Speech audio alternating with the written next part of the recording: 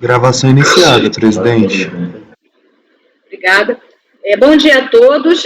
Seguimos aqui na nossa reunião de setembro de 2020 e estamos já no nosso último dia de reunião, iniciando aqui a sessão da manhã do dia 25 de setembro de 2020. Eu vou só apresentar os conselheiros, depois eu só faço uma rápida chamada quando a gente retornar das gravações. Conselheiro Mário.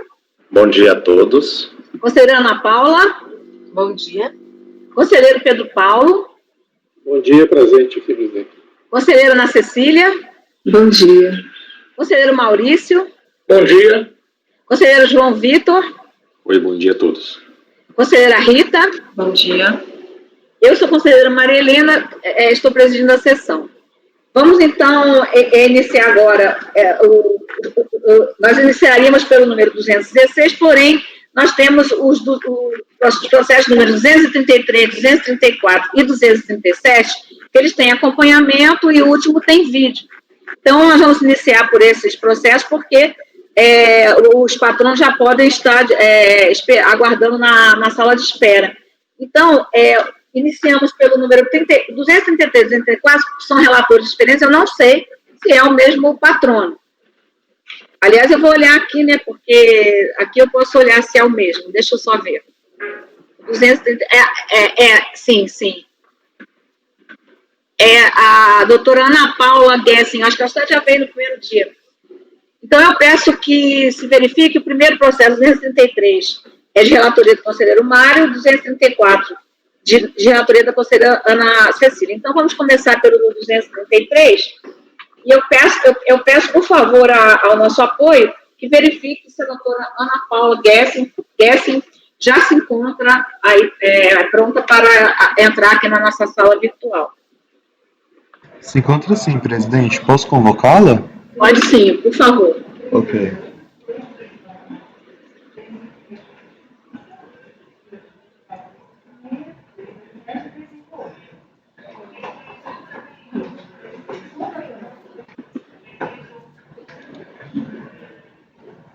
Itens 233 e 234 da pauta. Doutora Ana Paula, seu processo será julgado agora. Por favor, verificar a mensagem privada no chat. Itens 233 e 234. Está incomodando o ar-condicionado para vocês? Não. Eu vou deixar refrescar um pouquinho, depois eu desligo, que eu começo a ficar com o nariz trancado. Patrona convocado, presidente.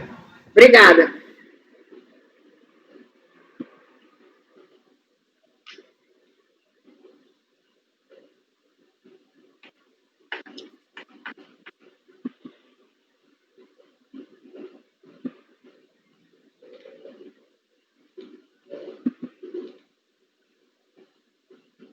Vamos aguardar só enquanto a representante do contribuinte. Eu vou então já anunciar aqui, 233 da pauta o contribuinte Unibanco, União de Bancos Brasileiros S.A. Recurso da Fazenda, relatoria do conselheiro Mário.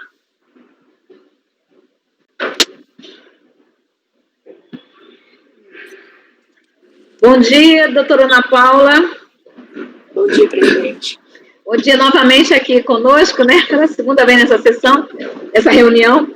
Então, nós vamos então aqui julgar, eu acabei de fazer aqui a chamada, né, do número 233 da pauta de relatoria do conselheiro Mário e Unibanco, União de Bancos Brasileiros. A senhora fará também na sequência, né, da doutora, da conselheira Ana Cecília, não é mesmo? Isso. Com acompanhamento. Certo, então vamos começar pelo 233, podemos iniciar o relatório, conselheiro Mário? Sim, com certeza, o processo já está disponível na pauta para que os senhores possam acompanhar. Trata-se de auto-infração, DEBCAD 37.271.734-9, uma vez que a empresa, segundo a fiscalização, deixou de informar, por meio de guia de recolhimento do Fundo de Garantia do Tempo de Serviço e Informações à Previdência Social, GFIP, todos os fatos geradores de contribuições previdenciárias.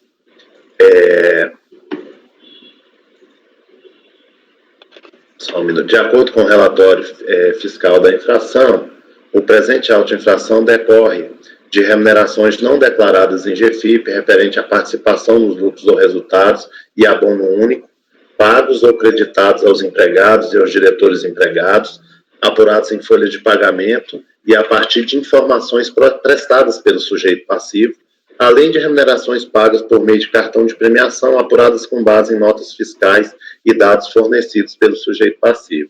No mesmo procedimento fiscal, foram constituídos créditos relativos às obrigações principais por meio dos autos de infração 37.271.735, dígito 7, o número do processo está consignado aí, que foi parcelado, como está descrito, 37.318.102-7, também está descrito o número do processo, e esse auto de infração também foi parcelado, e item 3, 37.271.736, dígito 5, cujo processo também está consignado aí o número, e esse foi baixado por liquidação. Tá? E aí eu trago, a questão aqui é bastante simples, presidente, eu trago os argumentos, aliás, tudo que ocorreu no processo até aqui, né, obviamente o que nos interessa, e passo diretamente ao voto, porque é uma questão bastante simples, né, e se tiverem alguma dúvida e tal, eu posso prestar os devidos esclarecimentos. Então, o recurso é tempestivo e atende aos demais pressupostos necessários à sua admissibilidade, portanto, dele conheço. Do mesmo modo, conheço da peça de contra-razões, tendo em vista sua apresentação tempestiva. Como dito, a matéria devolvida à apreciação deste colegiado, como dito, porque está lá no relatório, tá? Refere-se exclusivamente à aplicação da retroatividade benigna, tendo em vista as alterações promovidas na Lei 8.212, de 1991, pela MP 449, de 2009, convertida na Lei 11.941, de 2009. De se repisar que no mesmo procedimento fiscal foram exigidas multas por descumprimento de obrigações principais, bem como por descumprimento de obrigação acessória por falta de declaração de fatos geradores em GFIP. E aí eu trago aqui os dispositivos do artigo 106 do CTN, que importa a matéria, vou pedir a vocês para não ler, para não efetuar a leitura, acho desnecessário, e também trago a colação aí, a nossa jurisprudência, a jurisprudência da Câmara Superior a respeito do assunto, eu sempre coloco isso nos meus votos a respeito dessa matéria, e digo o seguinte, nesse sentido, para fatos geradores ocorridos até a publicação da medida provisória 449 de 2008, uma vez concluído o julgamento na esfera administrativa, a autoridade responsável pela execução do acórdão deverá observar disposições na portaria 14, que está em perfeita consonância com a jurisprudência administrativa, e aí eu trago os procedimentos que estão descritos na portaria e concluo da seguinte forma, de se ressaltar que, com a superveniência da súmula CARF 119 e a atribuição de efeito vinculante a esse enunciado pelo Ministério da Economia, aliás, pela portaria do Ministério da Economia número 129, o entendimento aqui esposado passou a ser de observância obrigatória por toda a administração tributária, abaixo o interdito eu da súmula. O procedimento é o procedimento da portaria 14, portaria conjunta 14. Então, presidente, com base nesses apontamentos, eu estou conhecendo do recurso especial da Fazenda Nacional e, no mérito, eu estou dando provimento a esse recurso para que a retroatividade benigna seja aplicada em conformidade com a súmula CARF número 119. Certo. Então, o conselheiro está conhecendo, dando provimento, é uma matéria bastante constante aqui no nosso colegiado. A conselheira Ana Paula. Eu vou acompanhar, doutora Marilena. Conselheiro Pedro Paulo. Acompanho o relator. Conselheira Ana Cecília. Com o relator. Conselheiro Maurício. Com o relator, presidente. Conselheiro João Vitor. Eu acho que a advogada quer falar alguma coisa. A senhora quer falar alguma coisa? Presidente, só quando concluiu a votação, só queria fazer uma parte rapidinho, se for possível. Se for uma questão de fato, pode... É de fato. Porque parte foi paga em anistia do principal, e aí a gente só queria, não sei se talvez seja o caso de retornar para dentro e fazer o cálculo de acordo com as multas da súmula, né? Só em cima da parte que a gente remanesceu. Eu acho, presidente, que isso já é o procedimento, porque quando a gente manda aplicar a portaria já é justamente para verificar o que está de remanescente e fazer o cálculo da multa de acordo com isso. Porque a gente não costuma colocar essas observações, porque a gente entende que já se aplica dessa forma. Ok, obrigada. Conselheiro João Vitor? Acompanho, relator. Conselheira Rita? Acompanho. Eu também acompanho, então, no 233, por unanimidade de votos, conhecer e, o mérito, dar-lhe provimento.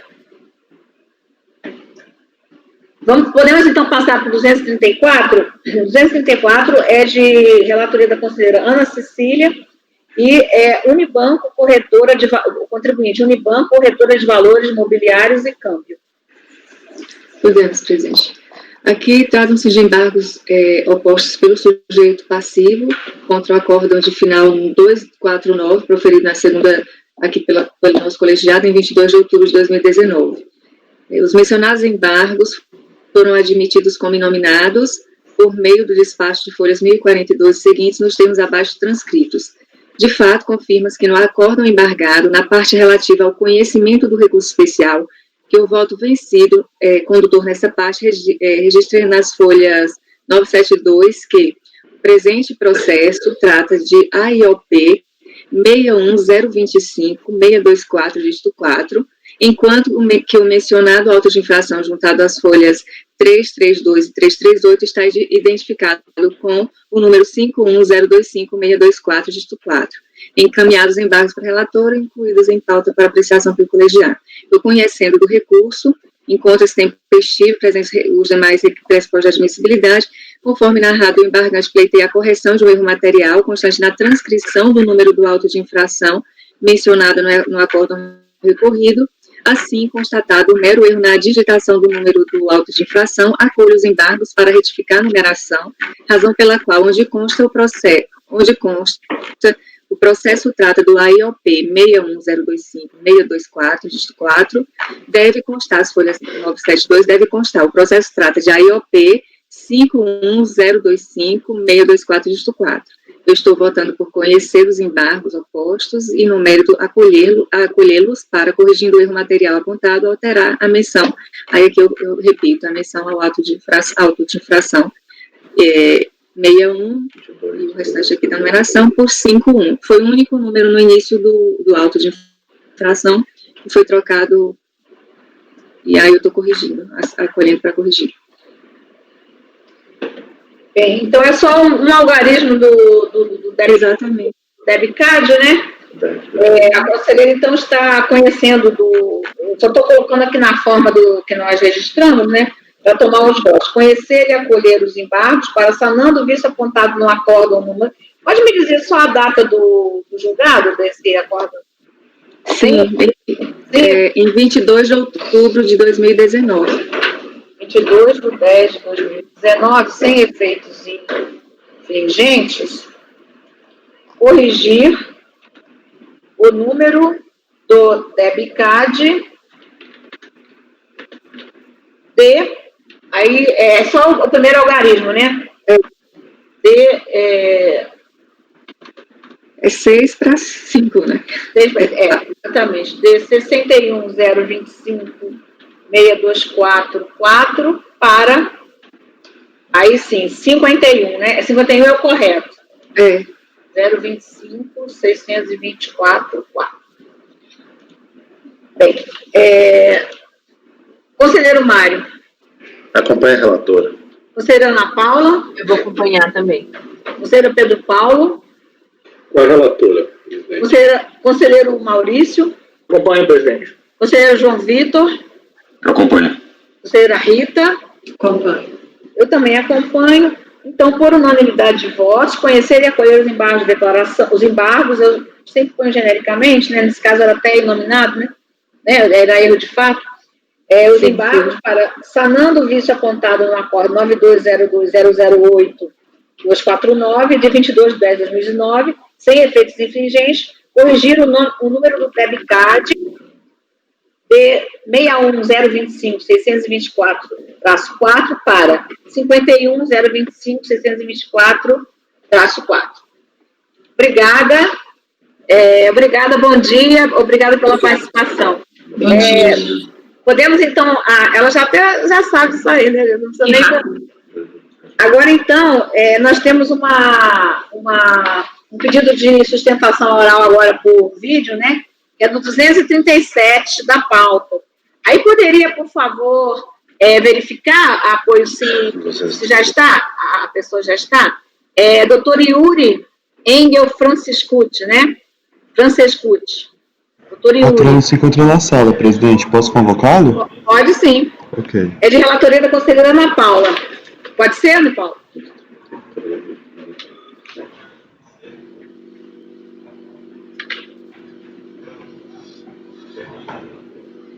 Item 237 da pauta. Doutor Yuri, seu processo será julgado agora. Favor verificar a mensagem privada no chat. Item 237 da pauta. Doutor Yuri, seu processo será julgado agora. Favor verificar a mensagem privada no chat. Patrono convocado, presidente.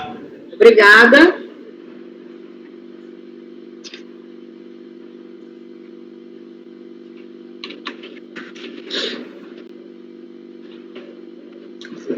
Bom dia, doutor Yuri.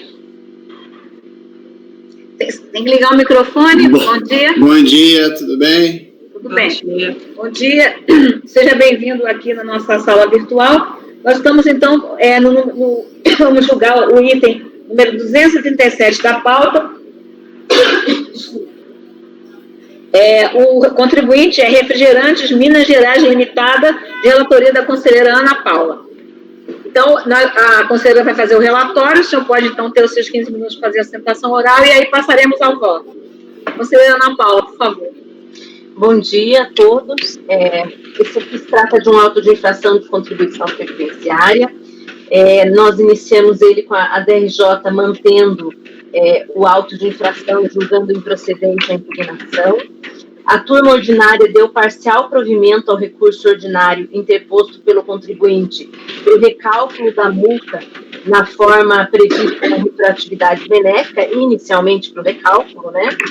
Aí houve, então, embargos de declaração opostos pela Fazenda e pelo contribuinte, os quais não foram acolhidos e acabaram restando rejeitados.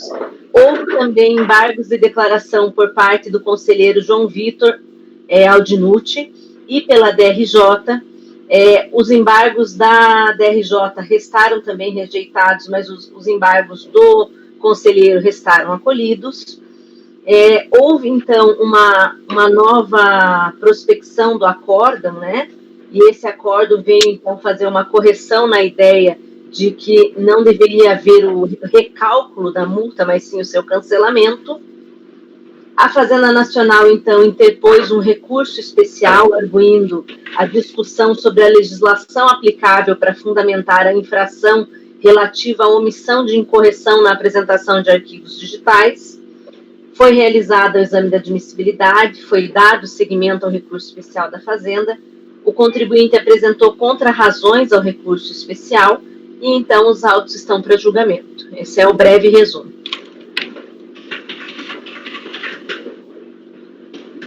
Está sem som. Obrigada.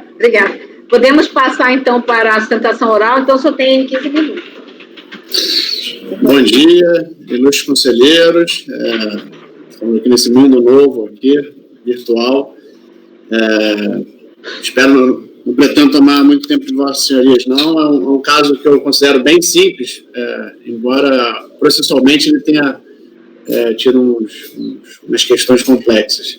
Mas, basicamente, como a ilustre relatora descreveu, a empresa foi autuada por deixar de informar, e aí talvez seja bom destacar, um ponto que eu trago nas minhas contrarrazões, de informar aonde, não se sabe muito bem aonde, é deixar de informar, de prestar as informações sobre as verbas alimentares pagas aos seus empregados, ou prestar com erros de omissões. Tá?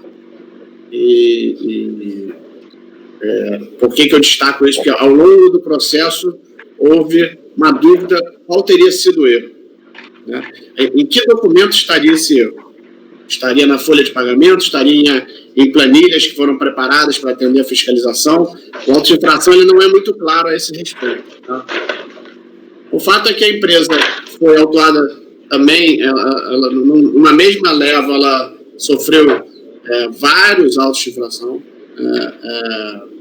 várias autos de infrações de cobrança de contribuição previdenciária, e esse último aplicando a multa por erro nessas informações. Todos os autos que cobravam contribuição previdenciária foram derrubados, integralmente derrubados, em decisões transitadas e julgados dentro do CARF. E só resta esse último processo, que é um processo de descumprimento de obrigação acessória. Né? E o que decidiu o CARF no acordo originário, que é o acordo agora recorrido? Ele decidiu, ele fez uma sequência de etapas para decidir. Né? Então, a primeira coisa que ele decidiu é o seguinte: aonde estaria o erro? Né? Ele fala, o erro, na nossa compreensão, estaria na folha de pagamento. Tá? Embora o auto, na minha visão, não seja claro a esse respeito.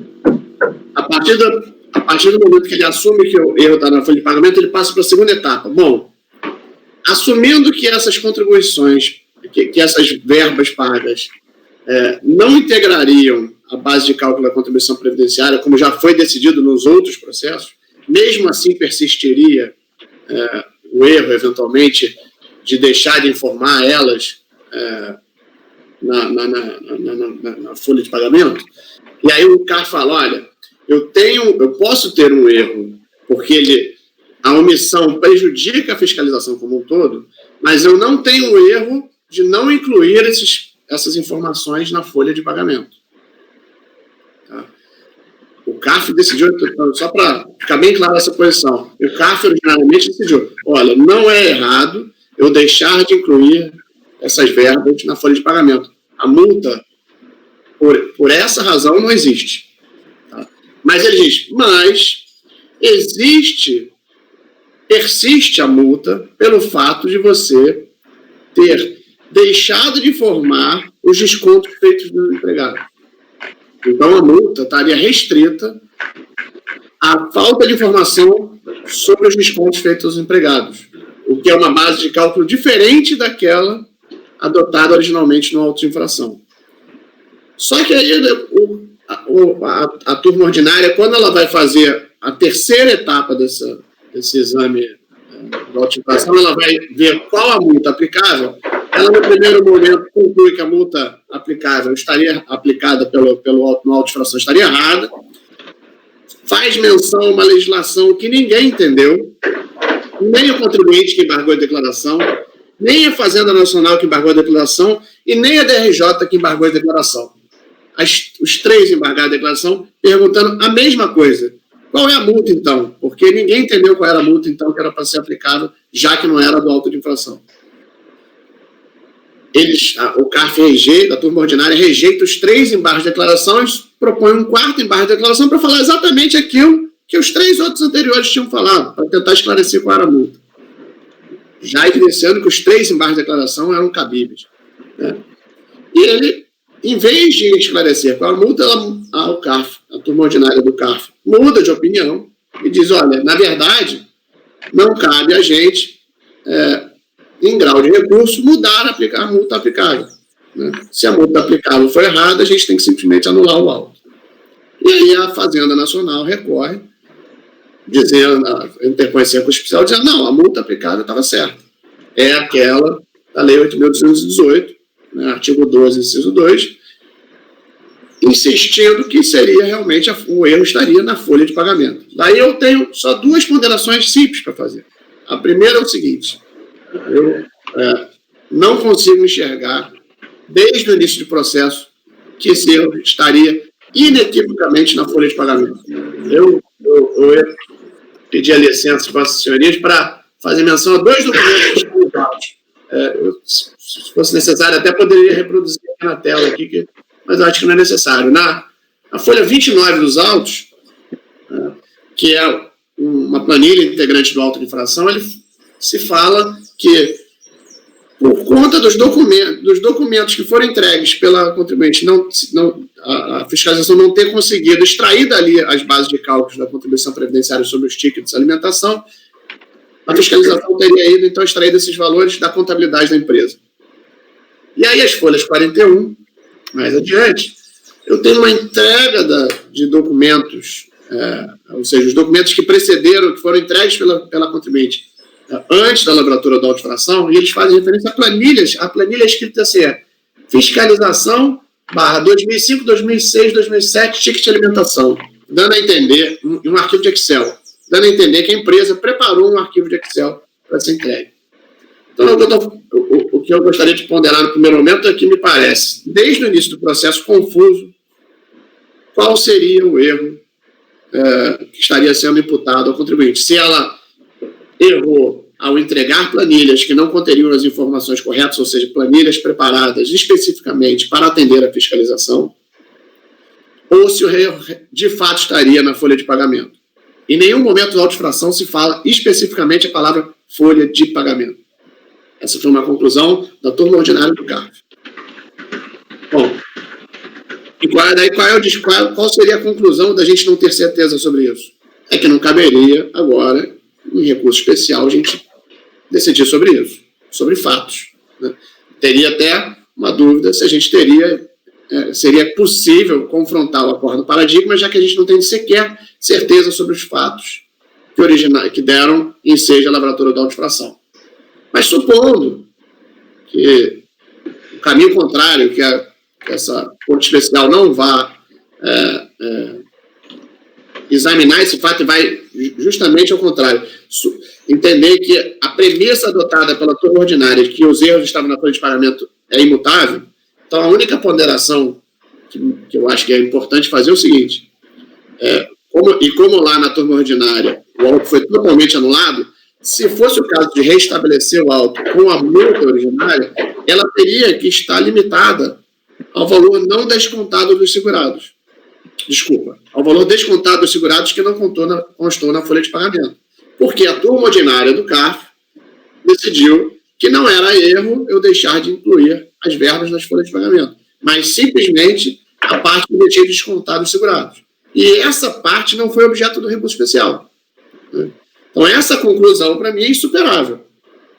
Então, a gente tem 2 caminhos na minha concepção. Ou não se conhece o recurso especial por dificuldade de identificar os fatos e, portanto, de confrontar com o paradigma, já que não se há certeza se o erro foi na folha de pagamento ou se foi em arquivos preparados especificamente para atender a fiscalização, ou se superando a fase de conhecimento, então, e eventualmente se dando provimento ao recurso especial da Fazenda para restabelecer a multa inicialmente aplicada, então que ela seja restrita ao valor descontado dos segurados, porque foi isso que a turma ordinária reconheceu e que não foi objeto do recurso especial.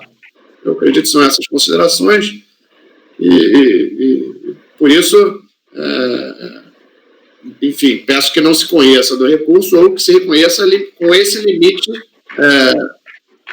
não se conheça o recurso da Fazenda, ou que se conhecer e eventualmente seja dado provimento a ele, que se deixa dado provimento a ele com esse limite jurídico, né, para que não se restabeleça totalmente o auto de infração. Obrigado, presidente. Obrigada. Querem discutir? Podemos passar para o voto? Então, por favor, conselheira Ana Paula. Bem, o primeiro voto, então, que a gente está falando, do conselheiro Júlio César, ele considerou que a fiscalização, ela aplicou uma multa, a multa do artigo 12, como bem dito pelo patrono, da 8.218, só que essa multa ele entendeu que ela não era aplicável à época para as contribuições previdenciárias. Então, em razão disso, ele acabou sugerindo uma outra aplicação aqui, né, sugerindo uma outra norma que no entendimento dele seria aplicável para essa multa. Na sequência, esse processo teve um outro acórdão, né, como bem falado, o quarto embargo de declaração, e o Wesley, que foi o segundo conselheiro, ele entendeu o seguinte: de fato, o problema era maior do que aplicar a multa errada, né? Como disse o patrono, o fato seria, a maior problemática, é que a multa ela não correspondia ao que acontecia na GFIP, ou seja, a descrição apontada no auto de infração, o fato gerador da obrigação principal, não correspondia à obrigação acessória que tinha sido atrelada a ela, né? Então ele falou que o problema ele era mais grave, que era já na origem, já que a obrigação acessória ela não tinha nenhuma relação com os fatos descritos na obrigação na contribuição previdenciária, no fato gerador da contribuição previdenciária considerada devida. Nesse caso, o que o Wesley sugeriu que é, na verdade, o que eu considero mais correto, né? Eu acho que é a forma mais correta de resolver isso.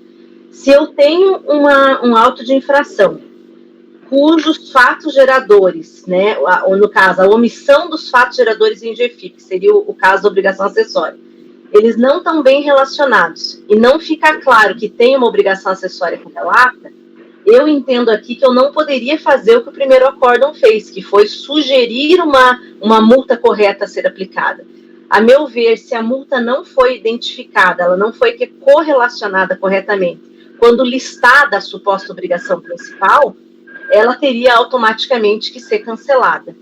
Então, a forma que eu estou encaminhando aqui seria, então, por cancelar a exigência fiscal da obrigação acessória, uma vez que ela está contaminada. Não quero nem usar a palavra vício aqui, só estou citando porque foi utilizado no acórdão recorrido, mas ela tá prejudicada, ela acaba sendo improcedente pelo fato de que ela não se correlaciona com a obrigação principal, pelo menos não nos termos da legislação correta na época.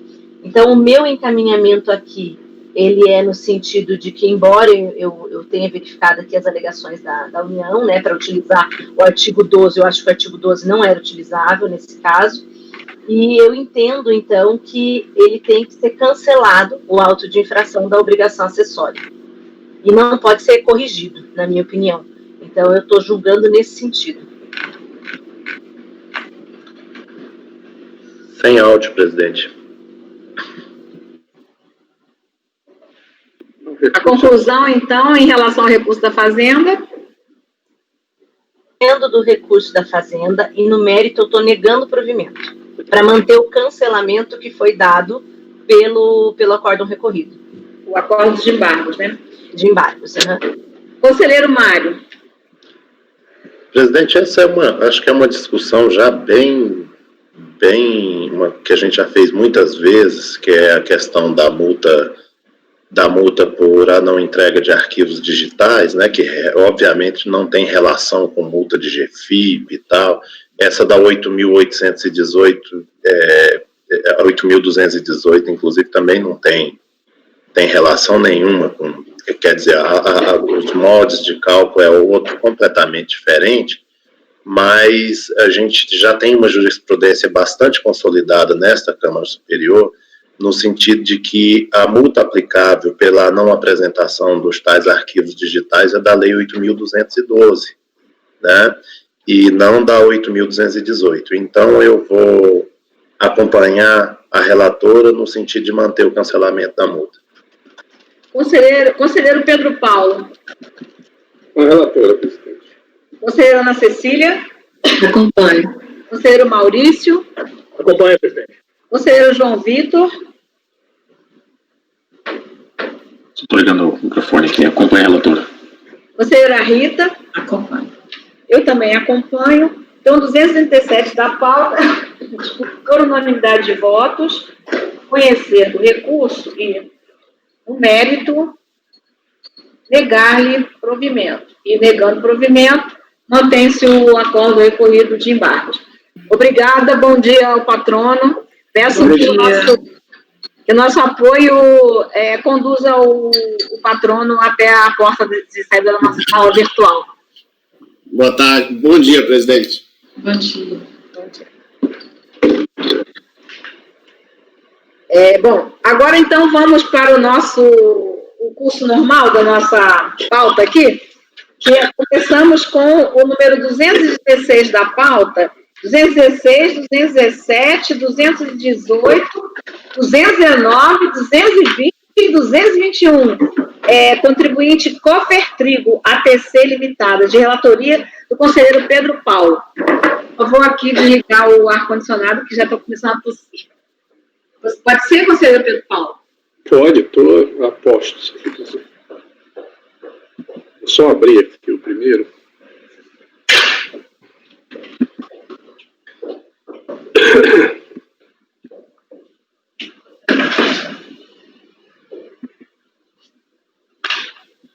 É 216, né? Eu adianto que do 216 até o 220 é a mesma matéria, enquanto que o resultado de um, salvo melhor juízo, se aplica aos demais. Aqui são períodos diferentes e um é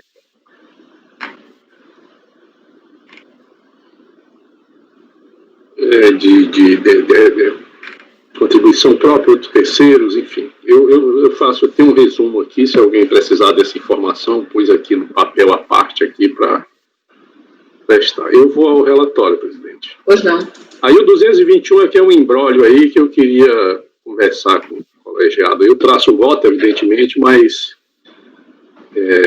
a situação é um pouco inusitada, então acho que... Qual é esse que você falou que é? Não, o último, o 221 é que é diferente, que tem aí um... Tá, aí a gente faz esses primeiros, né, Pedro Paulo? Então, coisas de recurso especial interposto. Aqui uma característica: esse recurso foi interposto apenas por um dos responsáveis, um dos indigitados responsáveis solidários, que é o espólio, né?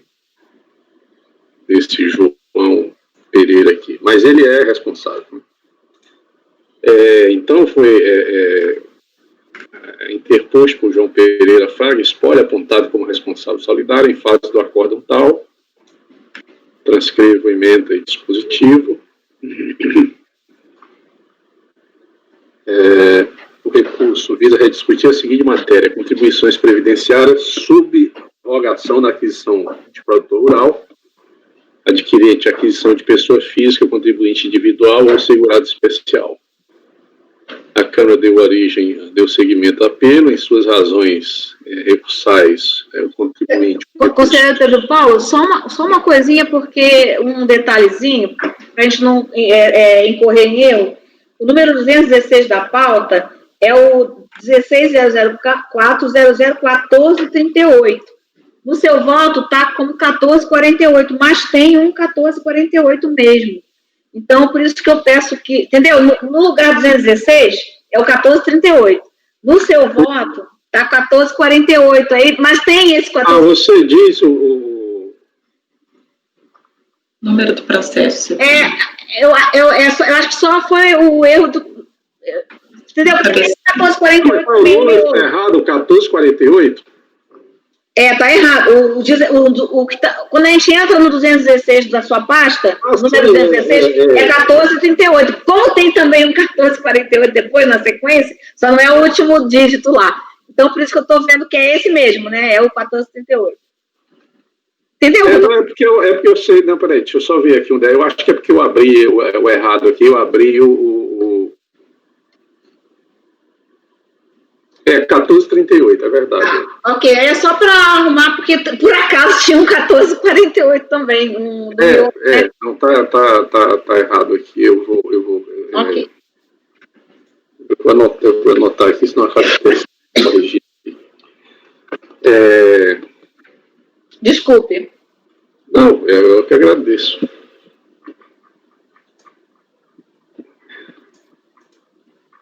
O número do processo está errado, né? Então, eu estava dizendo que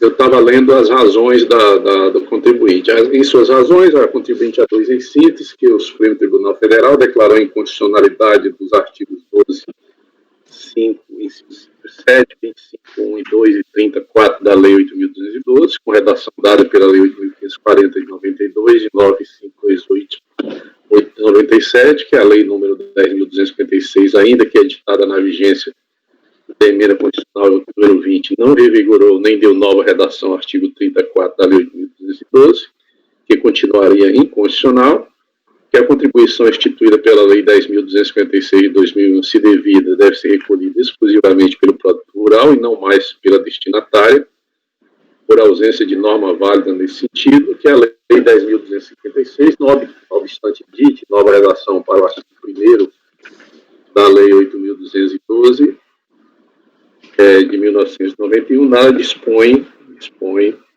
sobre o recolhimento por subrogação, que continua inconstitucional. A Fazenda apresentou contra-razões, nas quais defende a manutenção do recorrido com base em síntese nos seus próprios fundamentos e relatórios. Obrigada. Eu passo ao voto. Podemos passar ao voto? Podemos, então, por favor, conselheiro. Passo ao voto, conheço do recurso. Quanto ao mérito, registro de início que o presente processo refere-se ao lançamento com substância de fração tal, período de apuração tal, trata-se de lançamento de contribuições incidentes no valor de produtos rurais comercializados por pessoa física, realizados em face da contribuinte adquirente por subrogação, com fundamentos no artigo 25 da Lei 8.212, com redação dada pela Lei 10.256 e pela Lei 9.528 de 97. Essa fundamentação eu estou transcrevendo, inclusive, do próprio auto de infração. A contribuinte foi exigida nas alíquotas de 2% rural e 0,1% SAT-RAT, incidente sobre base de cálculo correspondente a valores pagos, devidos ou creditados aos produtores rurais pela aquisição dos produtos gado bovino, conforme o seguinte trecho do relatório fiscal, que eu transcrevo aí. A matéria devolvida ao colegiado restringe-se à possibilidade de subrogação com hífen. Diga-se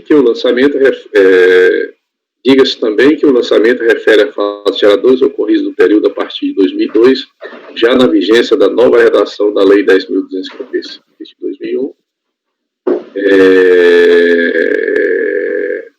ao artigo 6º da Lei 9.528 de 97, e sobre isso convém trazer a colação que é decidido no RE 363.852, Minas Gerais.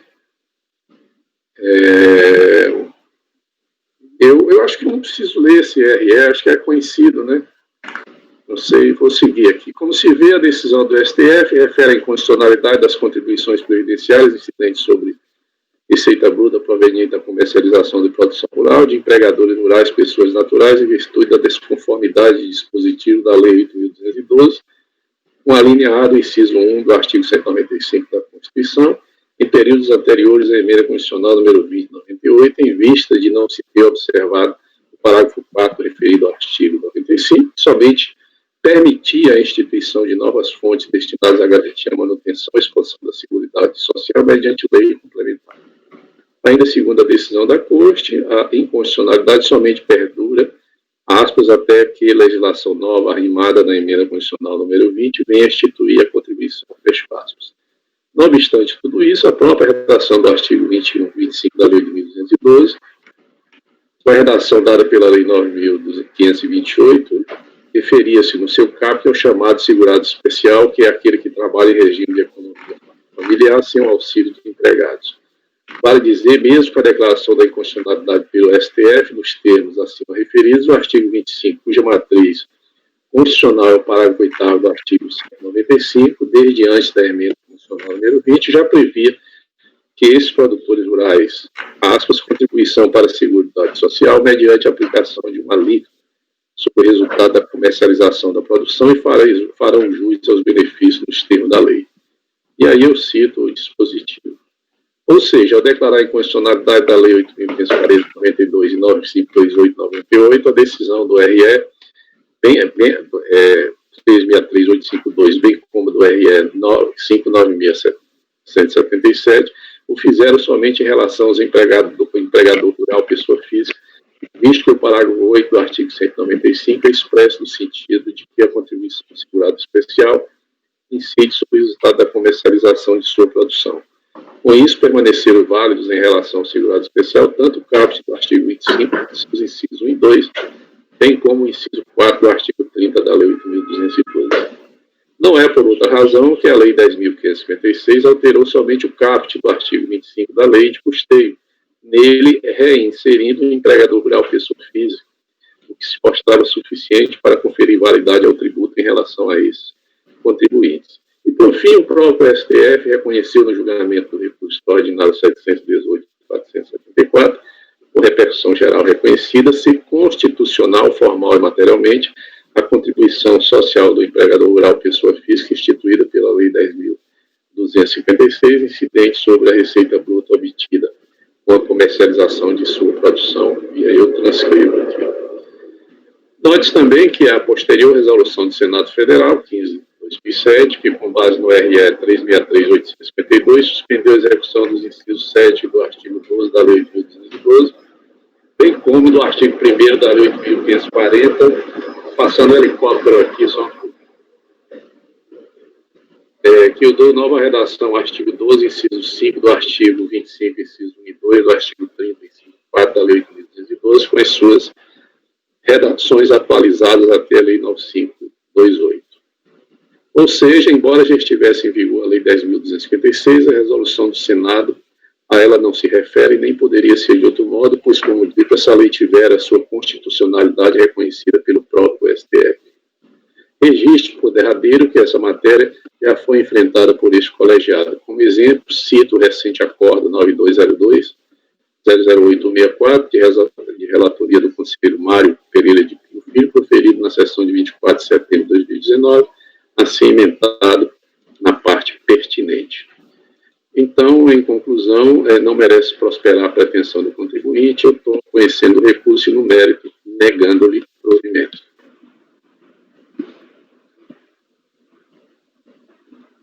Som, presidente. Eu estava tossindo aqui, tirei o som. Conselheiro, então, conselheiro... É a questão da subrogação, né, Sim.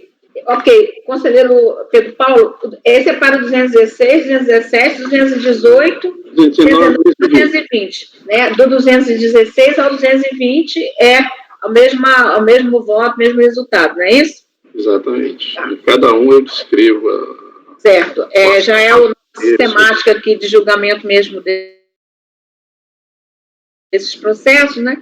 E desses processos previdenciários, que são sempre as mesmas problemáticas nas diferentes, os diferentes fundamentos, né? Fundamentos legais.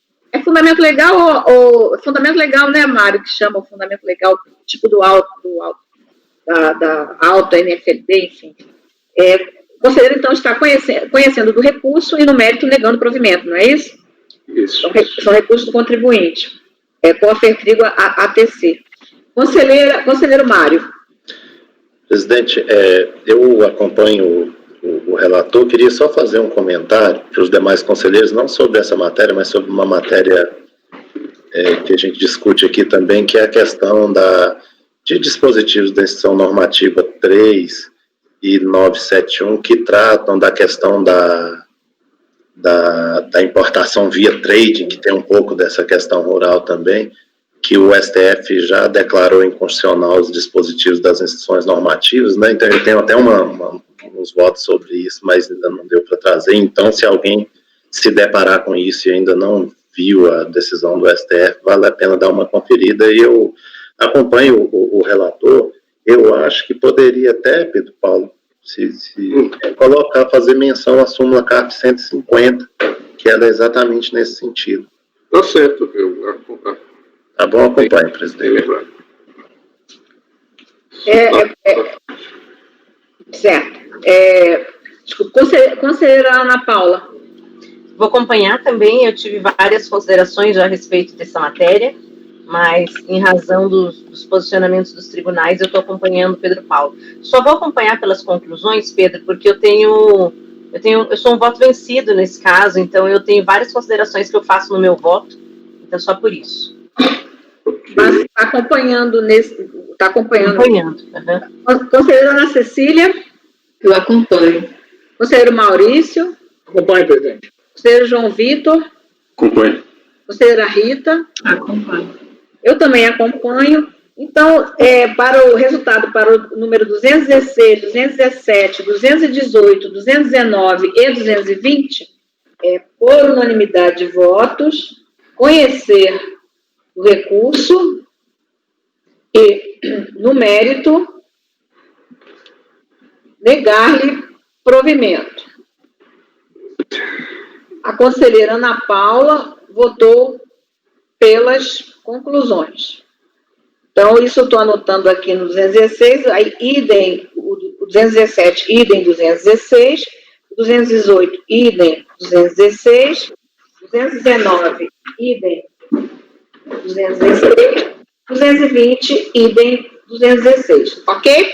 Tudo bem? Vamos, então, agora passar para o número 221, que é do mesmo contribuinte cooperativo, a mesma matéria, né? Você só... É obrigação acessória, artigo 68. Mas qual é o embrólio aqui? E a discussão aqui é sobre a retroatividade benigna, mais uma coisa totalmente diferente. Eu vou resumir a situação, que é mais fácil do que eu ler aqui. Até porque, durante boa parte do relatório, eu estava relatando uma coisa, depois foi que eu vi que era outra, né? O que aconteceu? No julgamento do recurso voluntário, o relator, né, propôs no seu voto a aplicação da retroatividade benigna, mas isso gerou divergência no colegiado e prevaleceu o entendimento de que, como havia controvérsia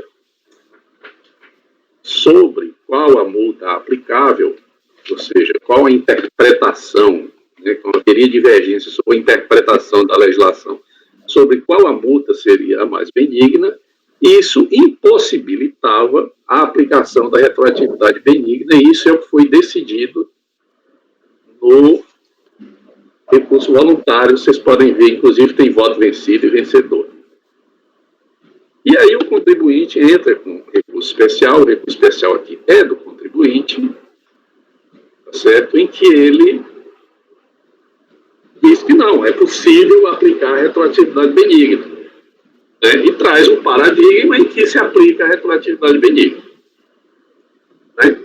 Então, o primeiro dilema aqui é sobre o conhecimento, né? Eu conheci o recurso, eu estou conhecendo o recurso, porque, de fato, um recorrido diz que não é possível conhecer,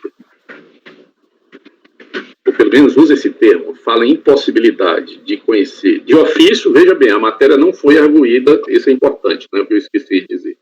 A questão era conhecer de ofício, a matéria não foi arguída pelo contribuinte, né, que não era possível conhecer de ofício porque havia controvérsia. E nos paradigmas, o colegiado conheceu de ofício, né? Então, eu estou conhecendo, mas tive dúvida também sobre isso, né? Não sei se vocês querem discutir essa questão do conhecimento já preliminarmente. O que os senhores acham? Só uma coisa... Eu pus um voto aqui, mas eu não tenho certeza de nada, não. Não vou adiantando. Eu acho que a gente já enfrentou isso. Sim, não lembro, não. Já enfrentamos. Bem atrás, eu acho que você não estava ainda no colegiado, é porque tem... Posso falar? Eu só tenho uma dúvida. No acordo recorrido, não se falou nada ou se disse que ele não tinha pedido? Não. É que ele não tinha pedido em controvérsia. O relator propôs conhecer de ofício. Sim, sim. Né? Mas houve divergência. E prevaleceu a posição divergente de que, como havia controvérsia sobre a multa aplicável, isso impossibilitava o conhecimento de ofício. Né? Se você dá uma olhada aí no... Como havia o quê? Desculpa, eu não entendi. Como havia o quê? Como não havia certeza, sim. Não havia controvérsia sobre a legislação aplicável, né? Tá certo? Isso impossibilitava, se usou esse termo, conhecer de ofício. Agora eu já não sei se a gente enfrentou isso, Pedro Paulo. Eu estava pensando que era outra discussão.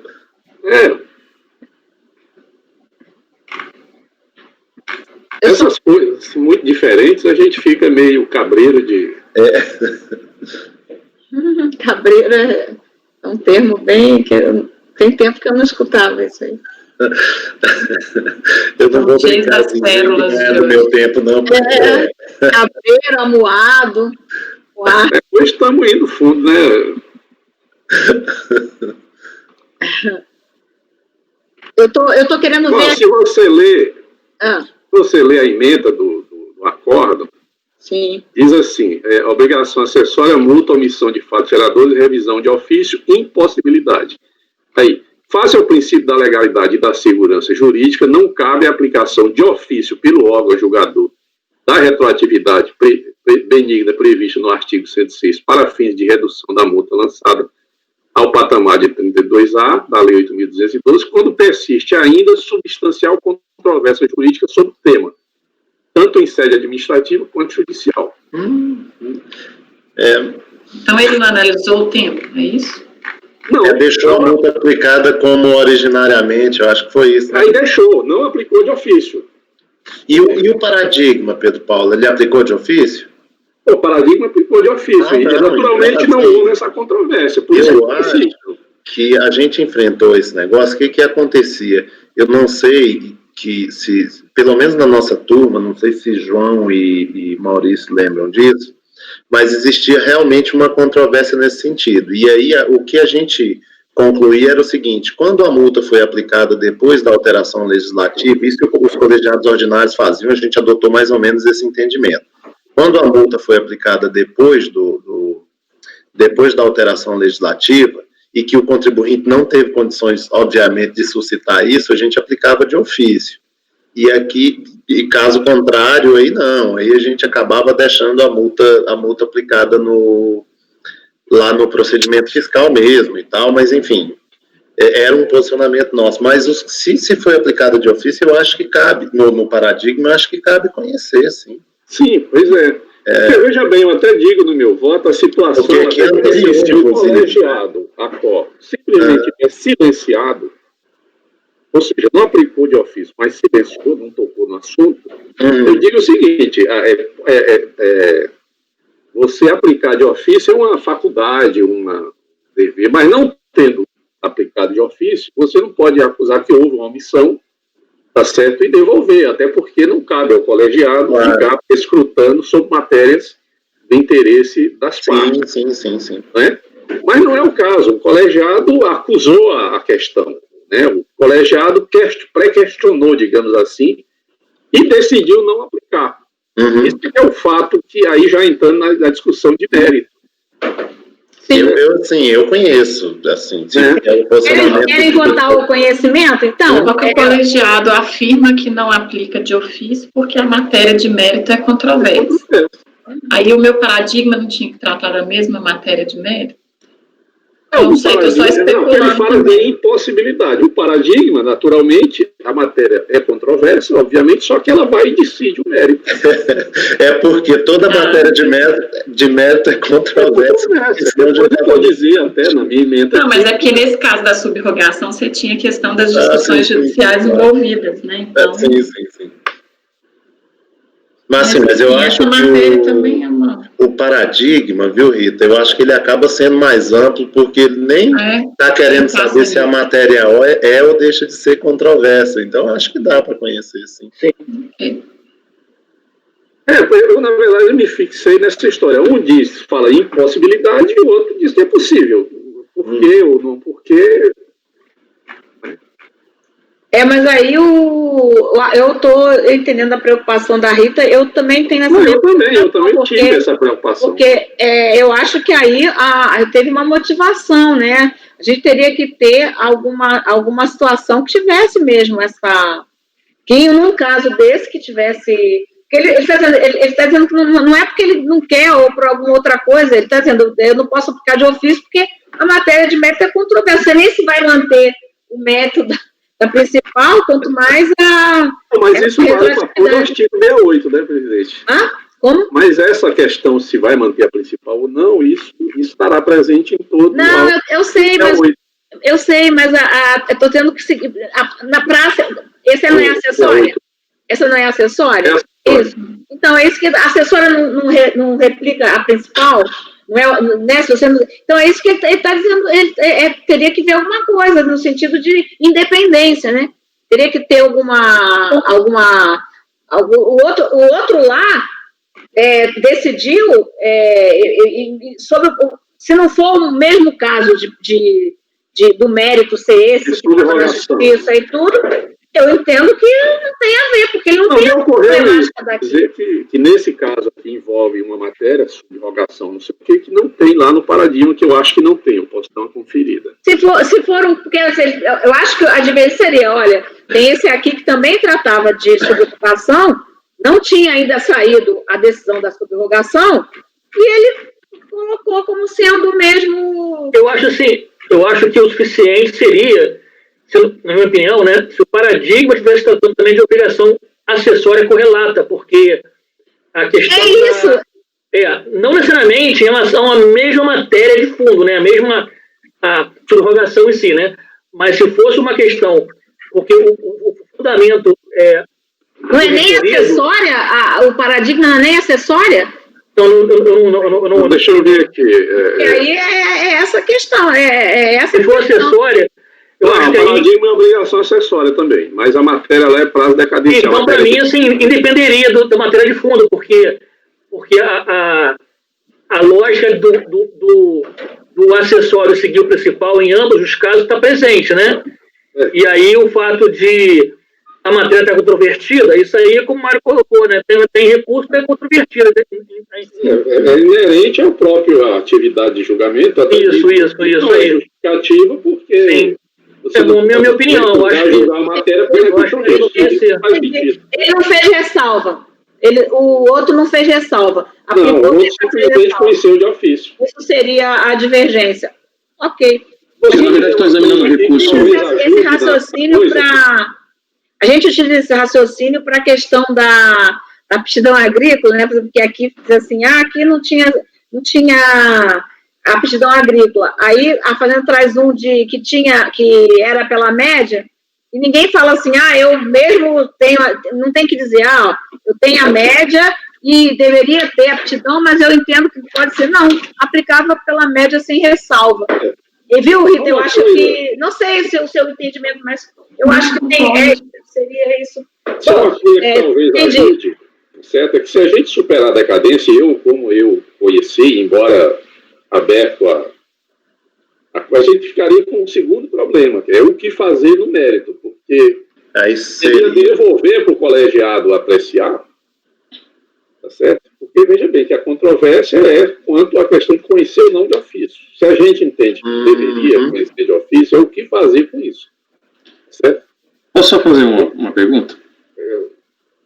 Examinando aqui o recurso do contribuinte, é João Pereira, é isso? Na verdade, a empresa ele é solidária. Espólio, né? É só pelo recurso, não consta, assim, no recurso em si, nenhuma afirmação textual de que a matéria foi conhecida de ofício. Não, mas foi. Mas não consta, não compete a ele demonstrar isso no recurso? Não, ela não foi conhecida de ofício. Não, eu estou dizendo. No recurso especial, o contribuinte não teria que demonstrar que o paradigma aplicou de ofício a retroatividade benigna? Porque me parece que no recurso isso não está demonstrado. Mas tem um paradigma aqui que ele juntou, que conheceu de ofício. Mas ele não tem que demonstrar isso no recurso? Ele não tem que fazer uma demonstração de que, não só juntar o paradigma, mas no recurso ele não tem que demonstrar que foi aplicado de ofício? Até porque no paradigma também não consta no dispositivo que foi conhecido de ofício. No paradigma consta que foi dado provimento ao recurso voluntário. Não, eu tenho um voto aqui que foi conhecido de ofício. Eu acho que ele destaca no paradigma. Pode ser também, mano. Deixa eu ver. Não sei se é no paradigma, peraí.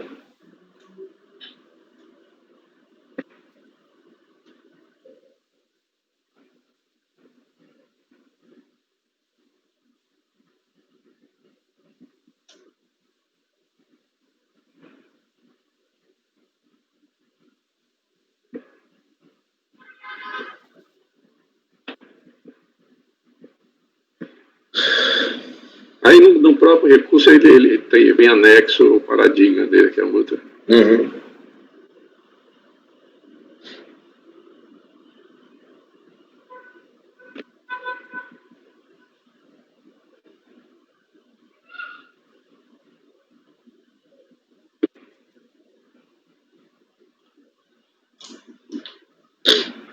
Tem que... não foi de ofício, é isso? Não tem? Mas ele diz assim, como é que ele fala, gente? Deixa eu ver aqui, pegar um...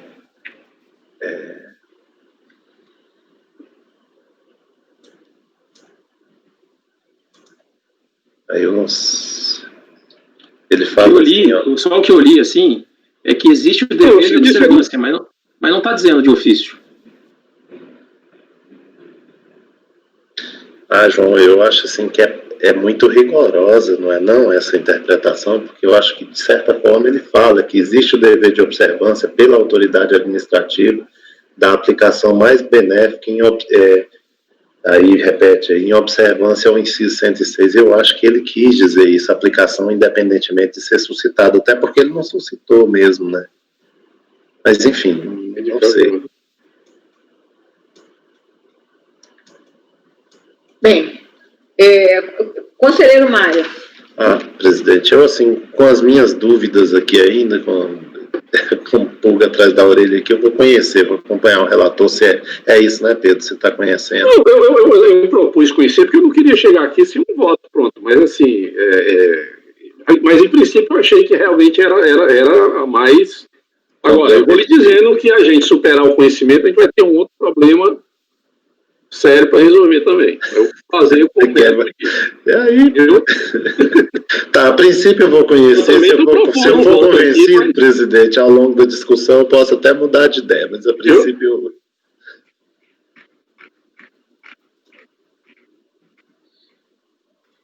Sim.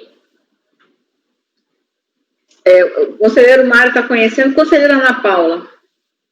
Eu vou conhecer, acho que também, doutora Marilena. Conselheira Ana Cecília? Eu estou levando tempo para conseguir abrir aqui esse processo, que eu estava abrindo o outro. Eu vou, por hora, aqui acompanhar e vou continuar olhando aqui até a última pessoa votar. Conselheiro Maurício? Acompanho. Conselheiro João Vitor? Não conheço. Conselheira Rita? Conheço. Eu também acompanho o relator. Então, no 221, por maioria de votos... Posso só fazer uma pergunta? Sim. Basta juntar o paradigma ou tem que demonstrar no recurso a divergência? Ou o colegiado está entendendo que nesse ponto, transcrito no recurso especial, em que se diz aí que cabe ao julgador observar a retroatividade, isso estaria implícito, por exemplo, que foi aplicado de ofício?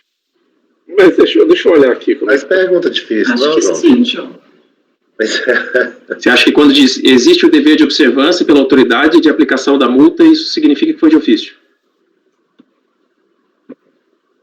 Não, eu acho que quando ele faz isso, ele faz, embora não esteja, realmente não está textualmente dito, mas assim, eu tenho a impressão que ele faz isso se referindo ao que foi feito no paradigma, mas eu concordo com vocês, não está dito.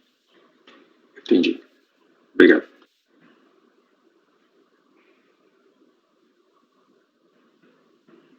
Eu estou querendo abrir um arquivo aqui, o computador está... Mas enfim, eu vou no mérito, não? Não, eu tenho que continuar aqui o julgamento. O conselheiro João Vitor... Eu estava já registrando, por maioria de votos... Já votei, tá, presidente? Não conheci. Sim, aí a Rita conheceu, eu também conheci. Por maioria de votos, conhecer do recurso e... Desculpa, por maioria de votos, conhecer do recurso, vencido o conselheiro João Vitor, que não conheceu.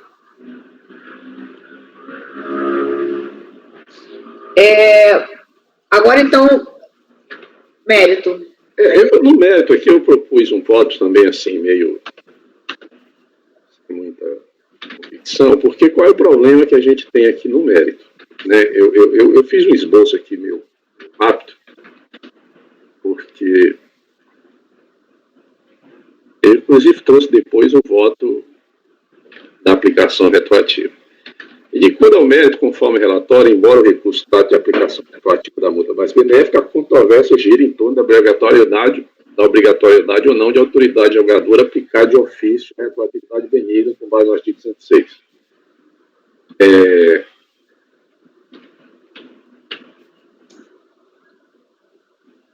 Aí diga assim, não há dúvida, portanto, quanto à possibilidade de um julgador administrativo alterar a multa lançada aplicando o princípio da retroatividade benigna, ainda que não tenha sido provocado pela parte, trata-se, a meu juízo, de matéria de ordem pública.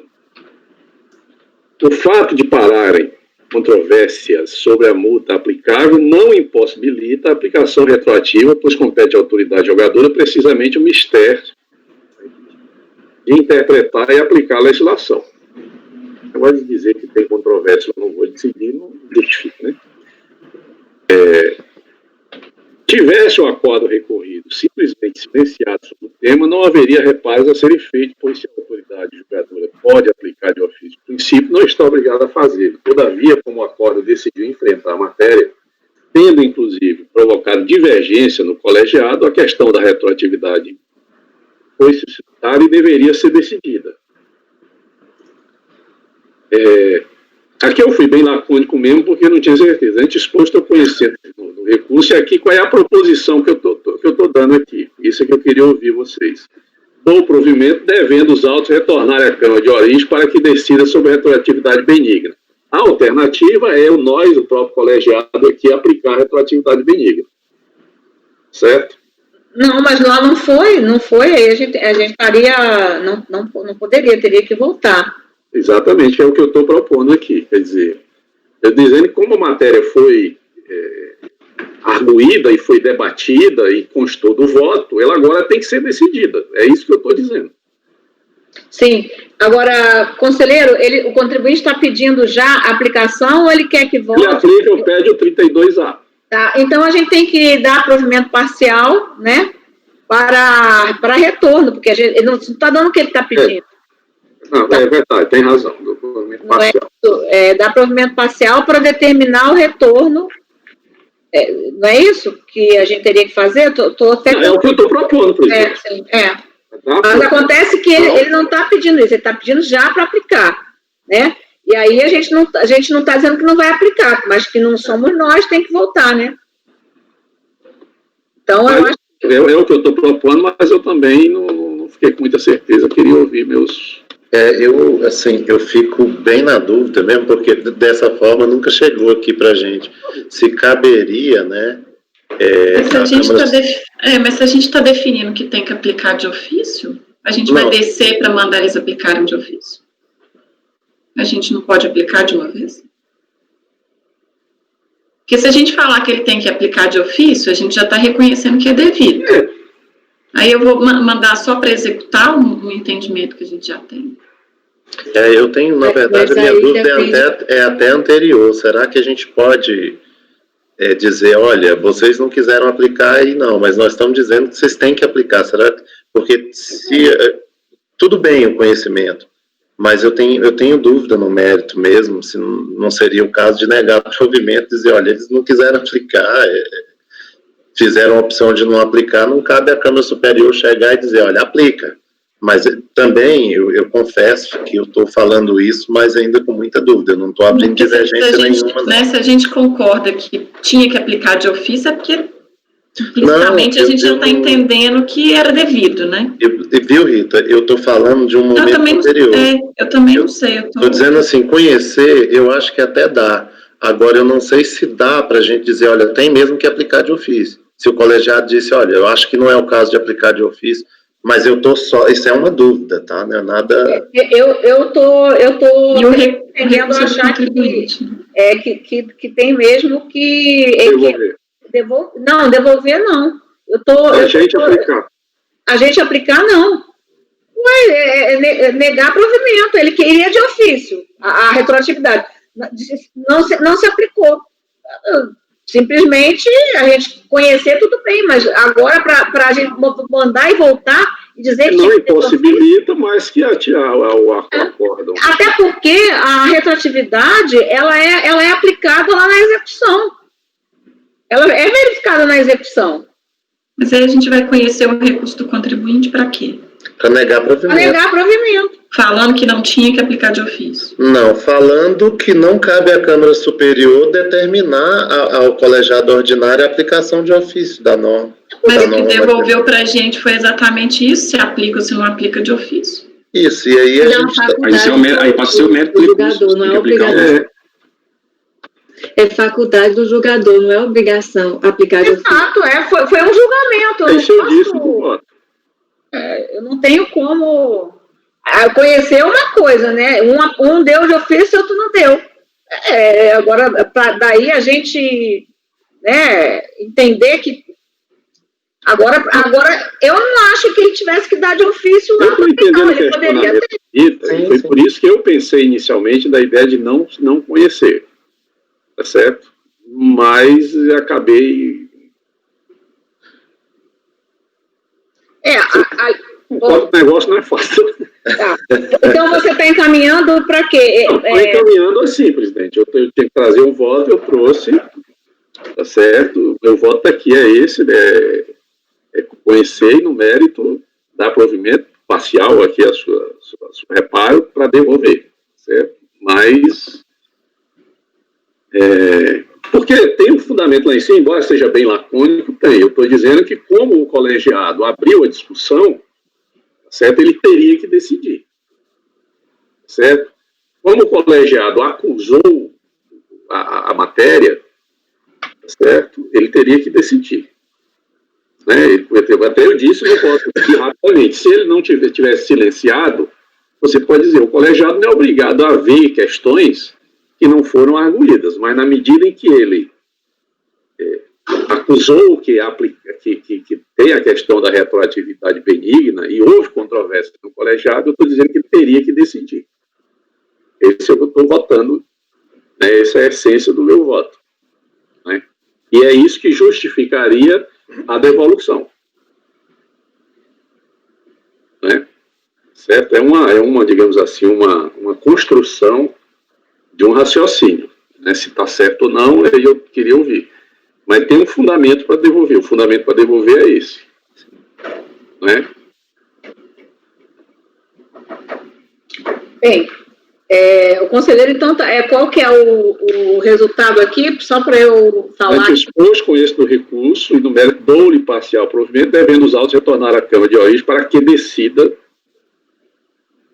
sobre a atividade benigna. Bom, conselheiro Mário. Presidente, a princípio, assim, eu peço licença aqui ao Pedro Paulo, mas eu tenho muita dificuldade nessa questão do colegiado. Tudo bem, realmente a matéria foi suscitada, foi discutida, mas eu tenho muita dificuldade em votar no sentido de devolver essa questão para o colegiado, sendo que o colegiado decidiu efetivamente que não deveria aplicar. Aí então, assim, a princípio eu vou abrir a divergência para negar provimento ao recurso. Conselheira Ana Paula. Eu fiquei com a dúvida também, mas então o Pedro vai me perdoar, mas também vou votar com o Mário. Não, eu já adianto que se a minha posição ficar vencida, eu vou aderir a outra também, viu? Não tem muito sentido a gente ficar... Sim, claro. Conselheira Ana Cecília. Nesse caso, né, eu acho que a melhor solução parece ser a que foi apresentada pelo Mário, porque fica difícil de afirmar, de devolver como se fosse uma obrigatoriedade de análise de ofício. Então, apesar de também o raciocínio do Pedro ter uma certa razão no ponto de que a questão foi levantada, né, não é que seria... foi discutida essa impossibilidade ou não de analisar de ofício, né? Então, foi levantada essa discussão. Mas, por outro lado, decidir que deva voltar para que o colegiado... seria como se a gente estivesse determinando que, em matérias de ofício, obrigatoriamente o julgador tem que se manifestar, e essa não é a lógica do sistema, então... Não é bem o caso. E o detalhe aqui, só um detalhe que eu olhei, que para mim... não sei se mas eu já tinha olhado e o recurso voluntário foi apresentado já depois da nova lei, viu? Foi, eu nem tinha visto. Foi, então, assim, a gente já poderia ter suscitado isso é só para... Já poderia ter sido suscitado no recurso voluntário, entendeu? Não foi, né, mas... Bem, o conselheiro... o conselheiro Maurício... A Ana Cecília votou, então, né? Votou com a divergência. Sim, presidente. Eu não sei como ficaria, assim, na verdade, o voto, porque, assim, provavelmente a gente poderia até afirmar que seria possível conhecer de ofício, contudo, não foi a posição adotada pelo colegiado e não seria o caso de retorno. Assim, não seria o caso de afirmar que a matéria não poderia ter sido conhecida de ofício, etc., para negar, mas sim afirmar, poderia sim ser conhecida de ofício, contudo, não foi a opção adotada no colegiado e agora não cabe à Câmara Superior determinar que se faça. Uhum. Sim, entendi. Conselheiro Maurício. Vou acompanhar a divergência. Conselheiro João Vitor. Acompanho a divergência. Conselheira Rita. Eu acho que eu vou abrir uma segunda divergência aqui. Eu daria provimento e aplicaria a retroatividade já no sede de recurso especial, porque a Câmara recorrida ela entendeu que poderia aplicar e não aplicou em razão da controvérsia no principal. E aí a gente conheceu o recurso do contribuinte com a mesma motivação, que naquele paradigma que tratava de 68, embora houvesse a controvérsia dos principais, foi aplicado de ofício. Então, nesse caso, eu conheceria e não veria nenhuma supressão de instância a aplicar, então, a retroatividade, que é o pleito do contribuinte em sede de recurso especial. Então, eu abriria uma segunda divergência para dar provimento, sem retorno. Bem, eu voto com uma divergência e eu entendo que aí uma coisa é o conhecimento, mas eu não tenho, nós aqui estamos só, ele está suscitando alguma coisa que o colegiado lá não teria feito e deveria ter feito. Mas aquilo ali foi um julgamento, foi o julgamento que a turma fez, né? Eu não entendo que aqui a gente agora tenha que entrar nesse julgamento. Eu acho que não chega a esse ponto, o recurso não nos obriga aqui a ter que agora, então, como entendemos que lá poderia ter dado de ofício, poderia, né? A gente entende que pode, ou não pode, mas enfim, isso foi um julgamento que já aconteceu lá na turma.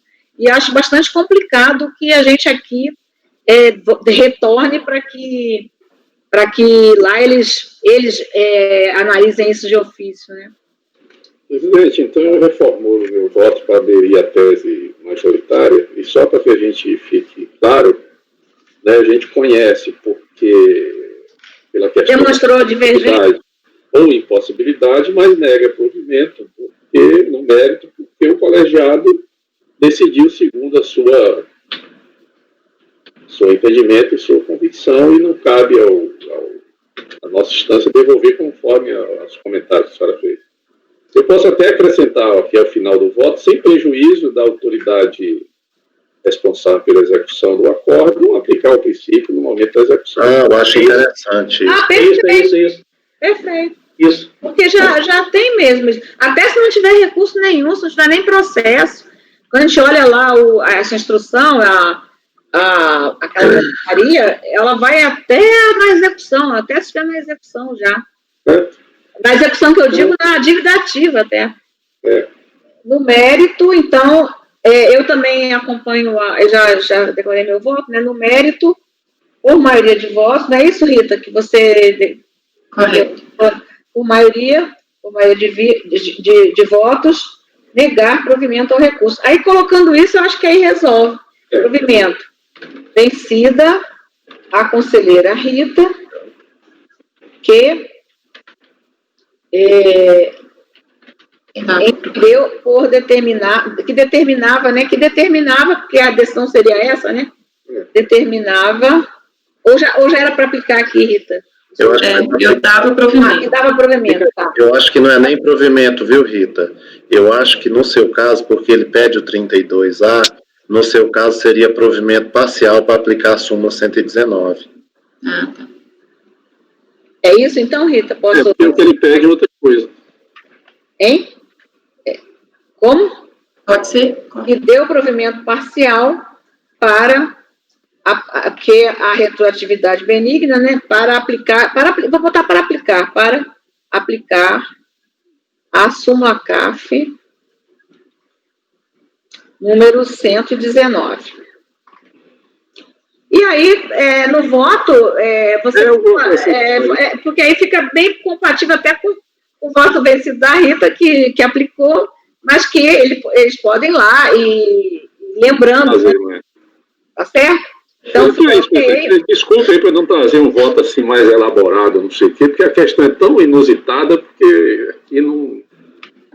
Eu tinha que fazer um tratado e... Tá. Olha, é só uma questão de ordem aí. São 10h25. Querem fazer um intervalo menor ou fazemos de 15 minutos, mas agora ou mais tarde, o que vocês querem fazer? Presidente, agora seria bom. Água. Eu queria que fosse isso foi o tempo de fazer um cafezinho, uma coisa assim. Como? Eu queria Então que vou... 15 minutos, que eu já cronometrei aqui o tempo. 10h40 pode ser? 10h40 retornamos? Ok. Tá? Então, por favor, poderia interromper a gravação? Apoio.